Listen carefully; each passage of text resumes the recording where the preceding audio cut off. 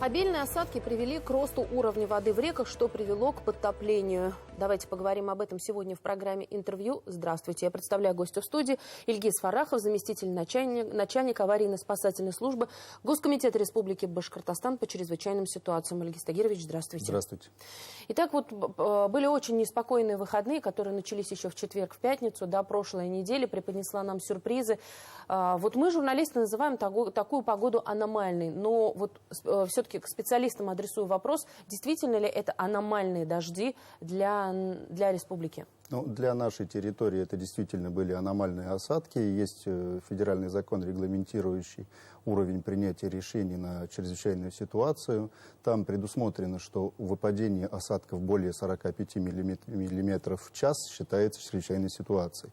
У нас по республике по временному параметру 45 миллиметров в час не превысило, но уровень осадков среднегодовые значения и для наших территорий были очень большие. Можно конкретно? Если конкретно, по юго-востоку республики Абзелиловский, Бурзянский, Учелинский районы выпали осадки от 25 до 65 миллиметров. Но осадки были не одномоментные, то есть это затяжные дожди, в результате чего был дождевой паводок и также поднялся уровень воды в реках.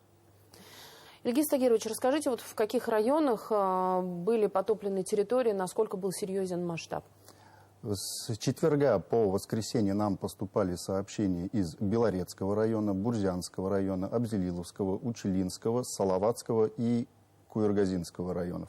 В Белорецком районе были подтоплены 12 придомовых территорий, по сообщениям, которые поступали нам. В Абзелиловском районе, в населенном пункте Озерный, 20 придомовых территорий. Вода не попала в дома, но придомовые территории были подтоплены. В Салаватском, Белорецком и Бурзянском районах были размыты участки дорог. Пришлось ли эвакуировать людей?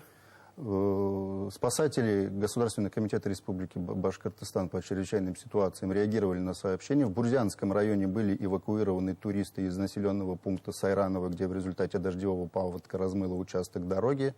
5 человек, в том числе 2 детей. Также в Абзелиловском районе эвакуировали 3 взрослых человек в населенном пункте Озерное, где была подтоплена придомовая территория. Их сопроводили до соседнего участка, где была возвышенность, ликвидируя угрозу для населения. Также в Учелинском районе вчера ночью, где у нас размыло дорогу в населенный пункт Мулдашево, населенный пункт оказался отрезанный от дороги.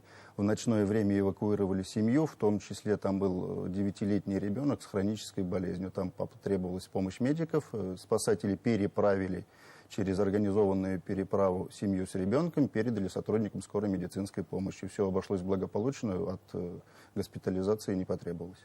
На сегодняшний день какая ситуация сейчас в Башкортостане?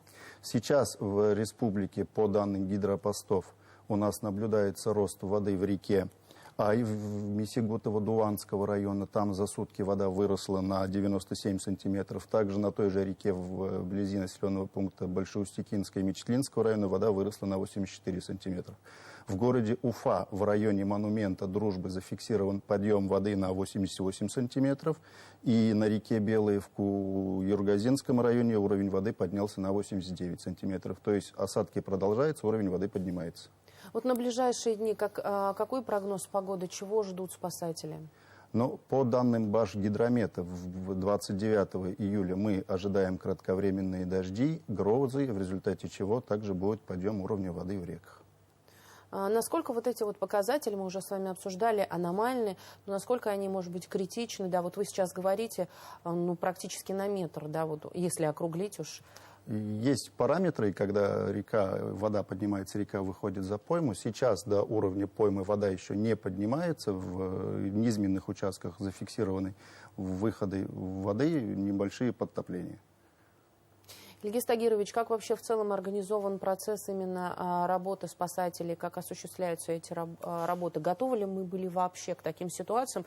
Или вы, в принципе, наперед, наверняка следите же за прогнозом погоды, наверняка знали и были готовы к такому повороту? По прогнозу, который поступает, в том числе в Государственный комитет и в аварийно-спасательную службу, спасатели были приведены в повышенную готовность. У нас был организован выезд резерва на место службы резервной смены, была подготовлена техника, спасатели были готовы к реагированию на помощь населению в случае поступления сообщений о происшествиях.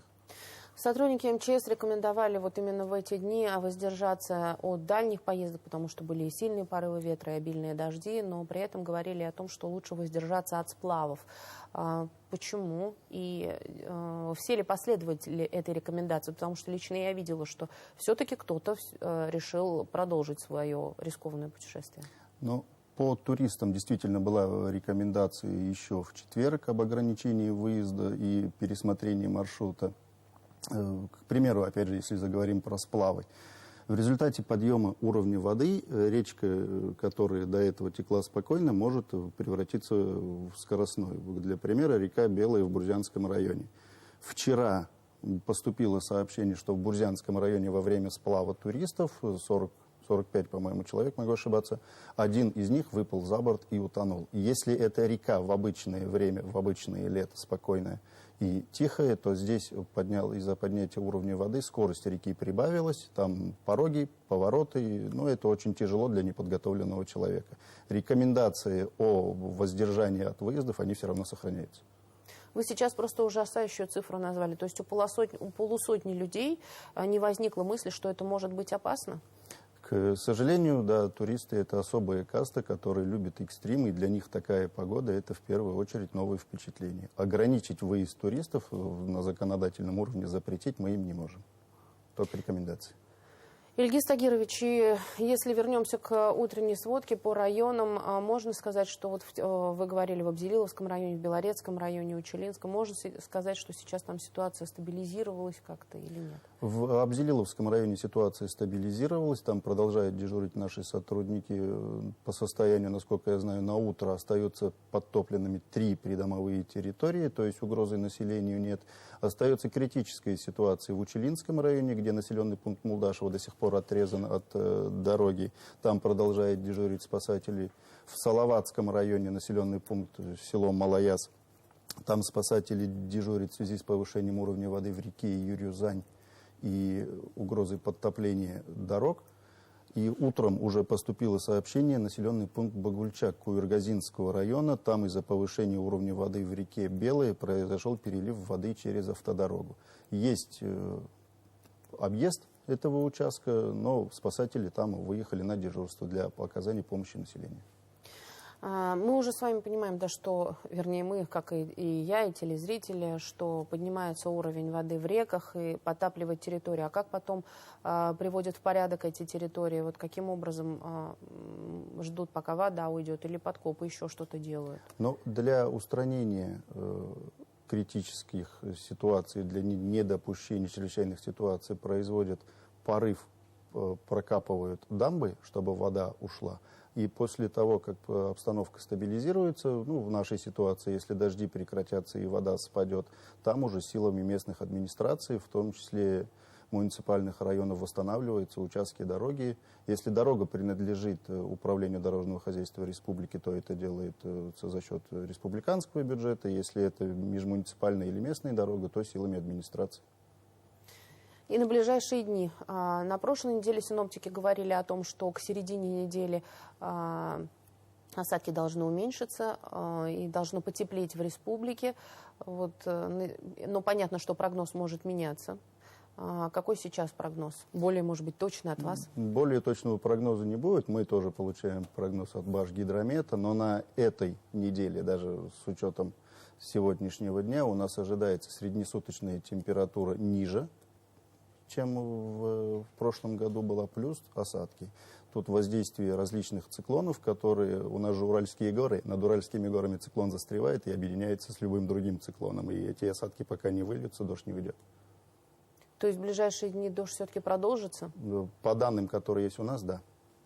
И такой же объем осадков будет критический для нас, да? Ну, аномальный, как мы с вами говорим. Нет, тут, исходя, опять же, из прогноза, который нам поступает, осадки будут, но не критические. Ну, прогноз меняется каждый день, на него очень много различных воздействий.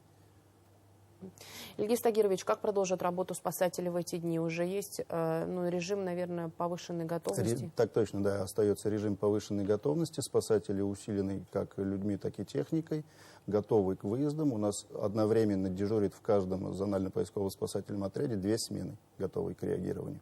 Если в обычные будние дни дежурит одна смена, то сейчас привлечен резерв. Понимаю, что вопрос к спасателям, и сотрудникам МЧС, но тем не менее, наверняка вы тоже в курсе, пункты временного размещения, если что, готовы, хотя бы да или нет? Да, конечно, готовы. Пункты временного размещения организовываются силами муниципальных образований, муниципальных районов. Вот в тех населенных пунктах, по которым поступали сообщения с четверга по воскресенье, там развернуты пункты временного размещения, они разворачиваются на основании постановления главы администрации, то есть они готовы принять население. А как быть сейчас жителям, которые в таких вот территориях, где потенциально могут быть подтопленными?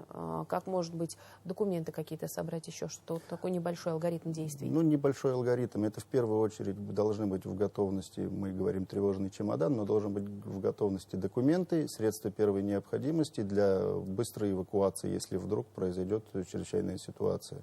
И всегда по возможности стараюсь напоминать, единый телефон 112 в любой ситуации, обязательно должен быть туда звонок, и экстренные службы вовремя среагируют. Ильгиз Тагирович, спасибо огромное, что вы пришли сегодня к нам в студию, несмотря на такой насыщенный график, сейчас режим повышенной готовности, но тем не менее нашли время, пришли, рассказали. Я надеюсь, что наше с вами интервью, наш с вами диалог будет полезным для наших телезрителей, потому что важно понимать, что все не так просто, и если спасатели рекомендуют воздерживаться от сплавов, то, наверное, в этом есть какой-то смысл. Да? Да. Спасибо вам огромное. Это была программа «Интервью». Спасибо, что были с нами.